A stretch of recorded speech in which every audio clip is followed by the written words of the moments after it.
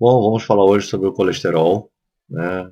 Não só o colesterol, mas os triglicerídeos e os mecanismos de transporte desse colesterol para as células, para os tecidos.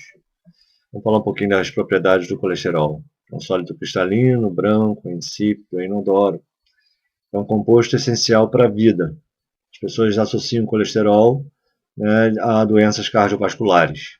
Porém, o colesterol ele compõe as membranas das células, né, para regular a fluidez da membrana, e ele é importante para a biossíntese de vários hormônios. Cortisol, que está ligado ao estresse, aldosterona, a regulação da pressão, testosterona no homem, progesterona, estrogênio, principalmente na mulher, dos ácidos sais biliares. A estrutura dos ácidos sais biliares são feitas a partir do colesterol e a própria vitamina D, né, precursora da vitamina D. Então é importante o colesterol. Inclusive, se nós olharmos para a importância dele, ele é sintetizado pelas nossas células. A maior parte do colesterol é sintetizado pelas nossas células. Então é um esteroide mais abundante nos animais. Ele tem um grupo hidroxila na posição 3, tá? Já tinha falado que é componente das membranas plasmáticas. Se nós olharmos a estrutura dele, ele é derivado de um ciclopentano. Aqui é o fenantreno, que só tem uma dupla ligação dos anéis aromáticos. Então ele foi, vamos dizer, hidrogenado. Então aqui é o ciclopentano, peridro, de excesso de hidrogênios, peridofenantreno. Tá? Essa estrutura, o esqueleto aqui do colesterol. E aí tem hidrocarbonetos aqui também ligado ao carbono 17. Na posição do carbono 3 tem a hidroxila. A única parte polar é essa daqui, a hidroxila. O restante é tudo apolar, hidrocarboneto. Então ele tem predominantemente uma estrutura bastante apolar. Então, como eu havia falado, o colesterol é sintetizado pelas nossas células, o fígado, 70% normalmente é feito por nós, e da dieta, né, normalmente vem 30% do nosso colesterol vem da dieta. Se a pessoa não tiver nenhuma alteração genética na regulação desse colesterol, tá, o excesso de colesterol que tem no organismo vem normalmente dos maus hábitos alimentares, né, devido à grande ingestão do colesterol e gorduras saturadas, que vão dar origem ao colesterol. O colesterol endógeno, esse sintetizado, né, pelo fígado, é um processo regulado por um sistema compensatório. Quanto maior for a ingestão de colesterol vindo dos alimentos, menor é a quantidade sintetizada pelo fígado. Então, se a gente comer mais colesterol, ou mais fontes, né, então provavelmente a gente vai sintetizar menos colesterol. Lembrando que as gorduras saturadas vão dar origem ao colesterol. A gente sintetiza o colesterol a partir, normalmente, dessas gorduras saturadas. Como é insolúvel em água, por que ele é insolúvel em água? Porque ele é predominantemente apolar, como eu já falei, e, consequentemente, no plasma sanguíneo, como é que ele vai ser transportado? Então, precisa de um sistema de transporte. Como é que é esse sistema de transporte?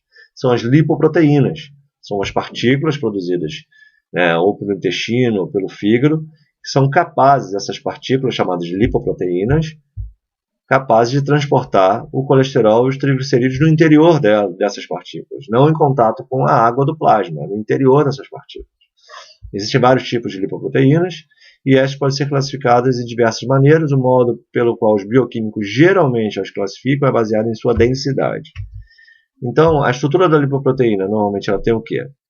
Ela tem na membrana dela uma camada de fosfolipídio na membrana. Tá? Tem proteínas também na membrana, chamadas de apolipoproteínas. E no interior tem colesterol e tem triglicerídeos. Outra forma de visualizar aqui, apoproteínas, são proteínas que vão ser importantes para sinalizar para onde que essas lipoproteínas vão. Triglicerídeos aqui no interior e colesterol, e ésteres de colesterol, que é o colesterol ligado a ácidos graxos, chamado de ésteres de colesterol. Tem o colesterol não esterificado, aqui é a hidroxila do colesterol, que está aqui na ponta, porque essa parte aqui de fosfolipídios, justamente é o fosfato, se lembra? O fosfato de colina da membrana, que está aqui na parte superficial, é o que está em contato com a água do plasma, assim como proteínas, né, as proteínas, os radicais mais hidrossolúveis estão voltados para cada proteína em contato com a água. E a parte interna é hidrofóbica, né? lipossolúvel, que é o colesterol, os ésteres de colesterol, né? E os triglicerídeos estão no interior, não estão em contato com o plasma sanguíneo aqui em volta, certo? É isso. Bom, as lipoproteínas são classificadas em 5 classes de acordo com a quantidade, né, natureza e quantidade de lipídios e proteínas que as constituem. Prestem atenção no fato. À medida que reduz a proporção de lipídios, que os lipídios, lembrem, são menos densos, né, menos densos do que a água, e aumenta a proporção de proteínas, que são mais densos do que a água, aumenta a densidade das lipoproteínas. Se ela está perdendo lipídios e está ficando com mais, a proporção, né, está aumentando de proteínas sobre os lipídios, está aumentando a densidade. Já uma estrutura de uma lipoproteína que tem predominantemente tem muito lipídio e pouca proteína, ela é menos densa. Dentre as classes de lipoproteínas destacam-se o quilomicron, tem muito lipídio representado aqui em amarelo. Em estrelinhas aqui vermelhas é o colesterol, então você pode ver que tem um grande predomínio de lipídios e poucas proteínas. Logo, isso aqui é na superfície, sabe? Essas proteínas sendo representadas em azul ou em lilás. Então isso aqui considera que é uma lipoproteína de baixíssima densidade, né? À medida que esse quilomicron vai perdendo triglicerídeo para os tecidos, ele vai se transformando em quilomicron remanescente, que é bem menor do que esse, cuja densidade vai aumentando. Quando esse quilomicron remanescente chega no fígado, né, o fígado é capaz, o hepatócito é capaz de produzir uma lipoproteína chamada VLDL, Very Low Dense Lipoprotein, uma lipoproteína de muito baixa densidade, que está em espanhol aqui, né, eu falei em inglês, mas está aqui, lipoproteína de Lui barra densidade, é poliglota, né, o professor é poliglota. Brincadeiras à parte, podem observar que eu tenho menos triglicerídeos e menos colesterol do que essa estrutura, logo é um pouquinho mais densa, vai ter que ser mais densa. Tem as proteínas aqui, só que à medida que vai perdendo triglicerídeos para o tecido, essa VLDL vai para os tecidos, vai se transformando em IDL, lipoproteína de densidade intermediária, e depois em LDL, que é de lipoproteína de baixa densidade. Pode ver que tem menos triglicerídeos, né? E aqui proporcionalmente tem uma quantidade razoável, apesar de ter perdido o colesterol, mas aqui tem proporcionalmente bastante colesterol até. E aí eu tenho as proteínas aqui na mesma proporção, então eu estou aumentando a densidade. Daqui para cá, da VLDL para LDL, eu aumentei a densidade. Ainda é de baixa densidade? Sim. Porque tem uma lipoproteína ainda que tem menos colesterol ainda, né? E tem pouco triglicerídeo e muita proteína na superfície. Então essa daqui é de alta densidade, que é HDL, High Dense Lipoprotein. Então essa aqui é de alta densidade, essa aqui é de baixa densidade. Essa daqui, a LDL, né? Os quilomicrons, vamos lá por partes, são grandes partículas que transportam as gorduras alimentares e o colesterol para os músculos e outros tecidos. Então vem do intestino o quilomicron, a gordura, né, proveniente da alimentação. E já a VLDL e IDL transportam os triglicerídeos e principalmente os triglicerídeos e o colesterol endógenos do fígado para os tecidos, principalmente triglicerídeos. À medida que perdem triglicerídeos, podem coletar mais colesterol e transformarem-se em IDL. A IDL é intermediária, então ela vai se transformar depois em LDL. A LDL, então, é a principal partícula transportadora de colesterol para as células, para os tecidos. Tá? Representa cerca de 70% de todo o colesterol que circula. São pequenas e densas, suficientes para se ligar às membranas do endotélio, que é o revestimento interno dos vasos sanguíneos. A LDL são lipoproteínas responsáveis por aterosclerose também. E como elas se ligam, né, transportam colesterol para as células, elas têm receptores nas células, e isso também pode acontecer no endotélio, e elas poderem se acumular um pouco desse colesterol, e nós vamos ver como que isso acontece e causar uma doença. Mas isso elas têm que estar em excesso. E também tem que ter oxidação desse LDL normalmente, é um processo inflamatório, envolvendo macrófagos, que vão se transformando em células espumosas. Vou falar isso mais adiante na parte 2 da aula. Então, níveis elevados de LDL estão associados com os altos índices de doenças cardiovasculares. Mas vamos ver que também tem uma importância de uma outra lipoproteína, que é a HDL. E hoje, atualmente, né, é mais comum, a ciência acredita mais que a baixa de HDL, que é uma lipoproteína de proteção, diminuindo essa proteção, baixa de HDL, é que está mais relacionada à doença cardiovascular, à aterosclerose. Por quê? Porque ela é responsável pelo transporte reverso do colesterol, ou seja, transporta o colesterol endógeno de volta para o fígado. Ela consegue retirar aquilo que já está depositado lá na parede da artéria e tirar um pouco daquele colesterol e levar de volta para o fígado. E faz o que, então?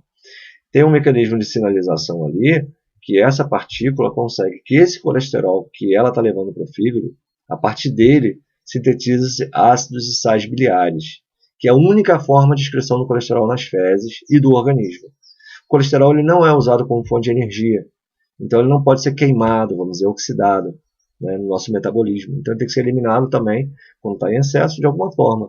Através de ácidos e sais biliares é possível eliminar uma parte do colesterol. É pouco, sim, mas todo dia você, né, fazendo isso, se você tiver um nível de HDL relativamente suficiente, você consegue também eliminar uma parte do colesterol. E se estiver se depositando, e ele vai evitando, né, se depositar na artéria, e se estiver se depositando, ele ajuda a reverter. O nível elevado de HDL está associado com baixos índices de doenças cardiovasculares. Então, como é que é? Fazendo aqui um resumo, quando nós nos alimentamos, essa gordura, células intestinais, né, conseguem produzir, os enterócitos produzem o quilomicron. O quilomicron, quando passa pelos capilares, tem uma lipoproteína, uma enzima, chamada lipase lipoproteica, melhor dizendo. Está na parede aqui do endotélio, na membrana do endotélio, da célula endotelial, que quebra esses triglicerídeos e libera ácidos graxos, que podem ser utilizados pelo músculo. O quilomicron remanescente, você vê que já perdeu bastante triglicerídeos, um pouco de colesterol, chega no fígado. O fígado consegue elaborar, sintetizar uma nova lipoproteína chamada VLDL.